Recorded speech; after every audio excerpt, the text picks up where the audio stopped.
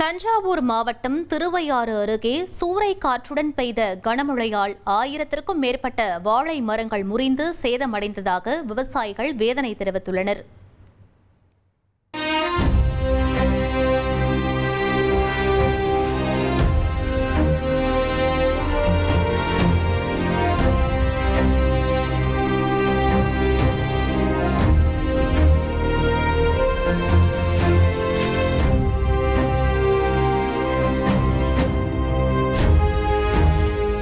ஒரு வருஷம் பயிருங்க. இப்போதான் 7 மாதம் ஆச்சு. ஈனி இருக்கு எல்லாம் மொத்தமாக. முந்தா நாள் அடித்த காற்றுல எல்லாம் மட்டமாக பாய் விரிக்கப்பட்ட மாதிரி கிடக்கு. ஏகப்பட்ட செலவு பண்ணியிருக்கோம்.